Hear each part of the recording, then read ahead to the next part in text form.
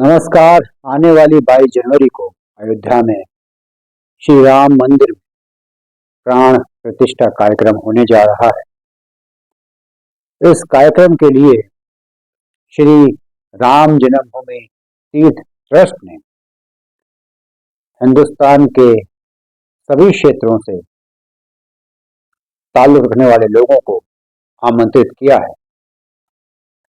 यूं तो ये आमंत्रण ट्रस्ट की तरफ से भेजे गए हैं, लेकिन इन्हें बांटने में या आमंत्रित लोगों को सीधे निमंत्रण पत्र देने में राष्ट्रीय स्वयंसेवक संघ, विश्व हिंदू परिषद और बहुत सारी जगह भारतीय जनता पार्टी से प्रत्यक्ष रूप से जुड़े हुए लोग जा रहे हैं। कुछ लोगों ने इस निमंत्रण को ससम्मान ठुकरा दिया है।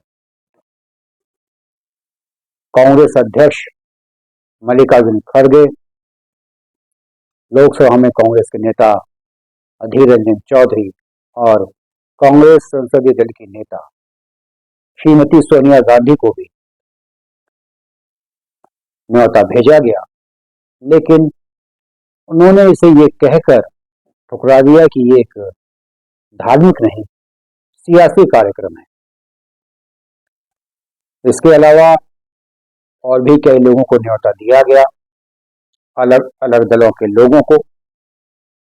अखिलेश यादव, जो उत्तर प्रदेश के पूर्व मुख्यमंत्री हैं और समाजवादी पार्टी के राष्ट्रीय अध्यक्ष हैं, अखिलेश यादव कभी कहते हैं कि उन्हें न्योता दिया गया है, कभी कहते हैं नहीं दिया गया है। दूसरे कई नेताओं ने इसे ठुकरा दिया। सीताराम येचुरी, जो कि कम्युनिस्ट पार्टी के नेता हैं, उनसे तो खैर यही उम्मीद थी। नीतीश कुमार को न्योता दिया गया है, उन्होंने अभी ये साफ नहीं किया कि आएंगे नहीं आएंगे। उधर केजरीवाल ये कह रहे हैं कि उन्हें न्योता नहीं दिया गया है आधिकारिक तौर से, क्योंकि केजरीवाल एक ऐसे नेता हैं जो भारतीय जनता पार्टी की तमाम रणनीतियों को नाकाम करना बखूबी जानते हैं। जैसा कि उन्होंने दिवाली के मौके पर किया था, जब अक्षरधाम मंदिर दिल्ली से पूजा का लाइव टेलीकास्ट कराया। वो जानते हैं कि बीजेपी को कैसे बैकफुट पे लाना है, और यही वजह है कि शायद उन्हें सही तरीके से आमंत्रित न किया जाए। खैर, कांग्रेस के नेताओं ने ये न्योता ठुकरा तो दिया है, लेकिन इसकी वजह से उसके जो कार्यकर्ता हैं, उसके जो समर्थक हैं, वो बड़े पसोपेश में हैं। वो समझ नहीं पा रहे कि आलाकमान जो है ऐसी हरकतें क्यों कर रहा है। वैसे कर्नाटक में जैसा डी शिव कुमार की योजना है कि जिस दिन प्राण प्रतिष्ठा कार्यक्रम होगा उस दिन कर्नाटक के तमाम मंदिरों में कांग्रेसी पूजा करेंगे, ये उनका तरीका है। वैसे कुछ लोगों को इस बात पे एतराज है कि इसमें पिक एंड चूज का तरीका अपनाया गया है। जिन लोगों को बुलाया जा रहा है, इसका क्या क्राइटेरिया है? फिल्म वाले आएंगे, कुछ लोग उद्योग जगत से आएंगे, कुछ लोग सामाजिक क्षेत्रों से आएंगे, कुछ पूर्व सैन्य अधिकारी, नौकरशाह, कोई कूड़ा बीनने वाली, कोई पोस्टमार्टम करने वाला, या किसी ने ज्यादा चंदा दिया है। उन सब का क्राइटेरिया क्या है, ये बात समझ से परे है। 22 जनवरी को उन तमाम लोगों के अयोध्या आने पर रोक लगा दी गई है, प्रतिबंध लगा दिया गया है, जो बाकायदा ट्रस्ट की तरफ से आमंत्रित नहीं है। जिन लोगों ने 22 जनवरी को होटल में बुकिंग कराई थी, सरकार के आदेश पर उनकी बुकिंग रद्द कर दी गई। यानी कि अयोध्या में 22 जनवरी को सिर्फ वही जा सकता है जिसे सरकार बुलाए, इसके अलावा कोई और नहीं जा सकता है। कुछ धार्मिक नेता भी अयोध्या में जो प्राण प्रतिष्ठा का कार्यक्रम होने जा रहा है उसका बहिष्कार करने की बात कर रहे हैं। वैसे इन लोगों में जो शामिल है कई शंकराचार्य हैं, उन्हें इस बात पर ऐतराज है कि विधि विधान से कार्यक्रम नहीं हो रहा है, मंदिर अधूरा है। लेकिन सही बात तो यह है कि वो इस बात से नाराज हैं कि उनकी मुख्य भूमिका क्यों नहीं। कुछ लोग इस बात से नाराज हैं कि उनकी मुख्य भूमिका नहीं है, कुछ इस बात से नाराज हैं कि उन्हें नहीं बुलाया जा रहा है, कुछ इस बात से नाराज हैं कि सही तरीके से नहीं बुलाया जा रहा है। और जो पार्टियां ये कह रही हैं कि ये सियासी कार्यक्रम है, धार्मिक कार्यक्रम नहीं है, और बीजेपी इसका बेजा फायदा उठा रही है। अगर बीजेपी इसका फायदा उठा रही है तो उसकी क्या गलती है? जनसंघ का तो नहीं, लेकिन भारतीय जनता पार्टी का जब से उसका गठन हुआ उसके 2-4 वर्ष बाद से ये राम जन्मभूमि का मुद्दा उसका सबसे प्रमुख मुद्दा है। लाल कृष्ण आडवाणी ने रथ यात्रा निकाली। वो विश्व में जो दक्षिणपंथी लोग पावर में आ रहे थे उसको पहचान चुके थे, इसलिए उन्होंने इस मुद्दे को हवा दी, वरना इससे पहले जनसंघ ने इसके ऊपर कोई खास तवज्जो नहीं दी थी। उनका दूसरे मुद्दों पर ध्यान रहा करता था, 370 पर, गौ संरक्षण पर, अखंड भारत पर। लेकिन भारतीय जनता पार्टी ने इसे अपना सबसे बड़ा मुद्दा बनाया। और ये बात सच है कि मंदिर बन रहा है, और ये भारत का मंदिर है, भारत के धर्म का मंदिर है। जो लोग ये कह रहे हैं कि ये महज एक ट्रस्ट का कार्यक्रम है, तो इसकी तुलना हम क्रिकेट टीम से कर सकते हैं। जो भारतीय क्रिकेट टीम है असल में वो खेलती है बीसीसीआई के लिए, लेकिन उसे कोई भी बीसीसीआई की टीम नहीं कहता, हर एक कोई उसे हिंदुस्तान की टीम ही मानता है। कुछ लोगों को जो राम जन्मभूमि तीर्थ ट्रस्ट के पदाधिकारी हैं, खासकर उसके महासचिव चंपत राय की भूमिका पर एतराज है। चंपत राय भी बड़े अजीब से आदमी है। उनके जीवन की ये सबसे बड़ी उपलब्धि है कि उन्हें ट्रस्ट का महासचिव बनाया गया। चंपत राय बड़े बेतुके बयान देते हैं। शुरू में उन्होंने ये कहा कि हम वैसे तो आडवाणी और जोशी जी को आमंत्रित करेंगे, लेकिन बेहतर होगा कि वो इस कार्यक्रम में ना आए क्योंकि उनकी उम्र बहुत हो चुकी है। ये अलग बात है कि चंपत राय से ज्यादा फिट नजर आते हैं लाल कृष्ण आडवाणी और डॉक्टर मुरली मनोहर जोशी। और जो लोग इसे राजनीतिक मुद्दा कह रहे हैं वो इस बात का जवाब देंगे कि अगर आप कांग्रेसी हैं, सपाई हैं, बसपाई हैं, और जो टोलियां पूरे देश में घूम रही हैं पीत अक्षत और पैम्फलेट बांटते हुए, राम मंदिर का चित्र देते हुए, दीपक बांटते हुए, आप उनसे इनकार कर देंगे कि नहीं, हम नहीं मानते आपकी विचारधारा को। राजनीतिक विचारधारा अलग बात है और धर्म से जुड़ाव अलग बात है। और यही वजह है कि जो कांग्रेस से या दूसरे विपक्षी दलों से जुड़े लोग हैं वो बड़े ही दुविधा में। कांग्रेस तो हर बात का विरोध करती है। उसने तो धारा 370 का भी विरोध किया, 3 तलाक का भी विरोध किया। उसके जो सर्वोच्च नेता हैं वो 3 ही आज की तारीख में भी, वो भी गांधी हैं, सोनिया गांधी, प्रियंका गांधी और राहुल गांधी। वैसे दिलचस्प बात है कि सोनिया गांधी को, खड़गे को और अधीर रंजन चौधरी को न्योता दिया गया, लेकिन अगर राहुल गांधी को न्योता दिया जाता तो क्या पता राहुल गांधी चले जाते। उन्होंने तो काफी धार्मिक स्थलों की यात्राएं की हैं। और ये विचारधारा का ही फर्क होता है कि जब अटल बिहारी वाजपेयी अफगानिस्तान गए तो उन्होंने पृथ्वीराज चौहान, उनकी कब्र, उनके साथ किए जाने वाले अपमानजनक सलूक की बात की और वहाँ के लोगों के हिंदुस्तान से जुड़ाव की बात की।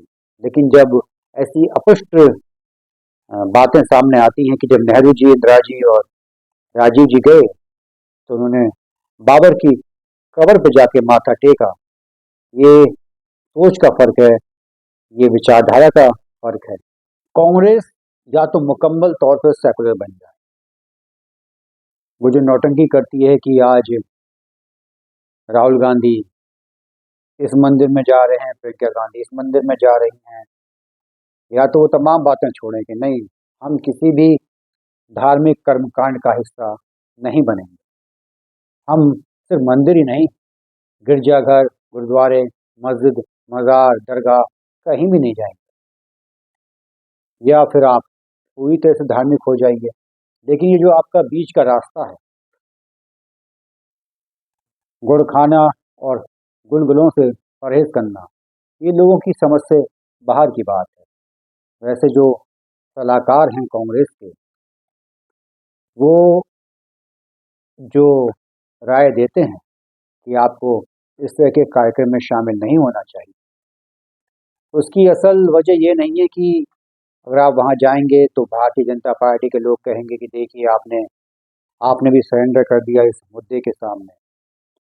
उनकी सिर्फ एक चिंता है, वह है मुस्लिम वोट्स। और ये बात सही है कि मुसलमान बहुत नाराज़ हैं। जैसा कि अयोध्या में मजदूरी करने वाले छोटे तबके के मुसलमान जो हैं, जो खड़ाऊ बना रहे हैं, जो मंदिर से जुड़ी हुई और दूसरी सामग्री बना रहे हैं, अगर आप उनसे बात कीजिए तो वो अपनी टूटी फूटी जो उनकी भाषा है, सही हिंदी भी नहीं है, बड़ी उनकी जो देसी ज़बान है उसमें वो अपनी नाराज़गी ज़ाहिर करते हैं। ठीक है, भारत एक लोकतांत्रिक देश है, इसकी यही तो खूबसूरती है कि यहाँ पर कोई भी व्यक्ति कुछ भी कहने के लिए आज़ाद है। लेकिन ये बात सही है कि आप अगर 22 जनवरी को अयोध्या नहीं जा रहे तो उसके बाद जा सकते हैं। जैसा कि कर्नाटक में जो योजना बनाई है डी शिवकुमार ने, और हो सकता है कि ये सिर्फ योजना योजना बनकर रह जाए, क्योंकि वहाँ पर एक धूर्त व्यक्ति मुख्यमंत्री है और उसकी धूर्तता को बयान करने की ज़रूरत नहीं है, उसकी शक्ल ही इस बात की गवाही देती है। डी शिवकुमार जैसे एक जुझारू नेता को मुख्यमंत्री नहीं बनाया गया। और वैसे भी जो कांग्रेस में कांग्रेस की बेहतरी की बात करता है, उससे ज़्यादा जो आला कमान की चापलूसी और उसकी ठकुस वहती की बातें करता है, उसको ज़्यादा तवज्जो दी जाती है। तो अगर आप इस भारतीय जनता पार्टी के रणनीतिक दांवपेच को नाकाम करना चाहते हैं तो आप लोग 22 जनवरी के बाद अयोध्या जा सकते हैं। उसमें तो किसी तरह के ऐतराज़ की, किसी तरह की आपत्ति की कोई बात नहीं है।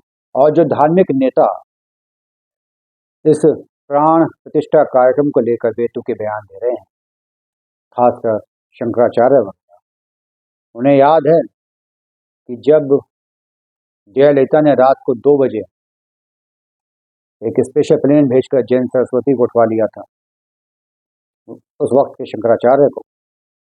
आप राजनीतिक सत्ता से टक्कर नहीं ले सकते, आप राजनीतिक सत्ता के साथ भी रहना चाहते हैं और आप ये भी चाहते हैं कि आप जो आपकी जो आपकी धार्मिक सत्ता है उसे उनके ऊपर लागू करें। कैसे कैसे बयान देते हैं शंकराचार्य। कोई कहता है कि हमारी जो नियुक्ति है वो किसी चुनाव से नहीं हुई है, हम हरि के तेज से पैदा हैं। कोई कहता है कि हमारी आंखों में इतनी शक्ति है कि हम लाखों एटम बमों को नाकाम कर देंगे। कोई जातीय टिप्पणी कर रहा है, और जब कल को उनके ऊपर कार्रवाई हो गई, इस तरह के जाति सूचक शब्दों को बोलने को लेकर, तो फिर ये लोग आए तौबा मचाएंगे। राम भारत की आत्मा है और राम सेतु सत्य है, फिर चाहे कोई पथ भ्रष्ट कितनी ही वाहियात बातें क्यों ना करे, चाहे कितने ही हलफनामे सुप्रीम कोर्ट में क्यों ना दें। सही बात तो ये है कि जो राम से जुड़ेगा वो देश से जुड़ेगा, जो राम से हटेगा वो जड़ से उखड़ेगा। राम भारत की आत्मा है, भारत के कण कण में राम बसाए हुए हैं। और हमारे देश का ये ताना बाना रहा है कि दूसरे मज़हब के लोग, खासकर मुस्लिम भी, देहाती इलाकों में जब किसी दूसरे व्यक्ति से मिलते हैं तो राम राम के अभिवादन के साथ उसका स्वागत करते हैं।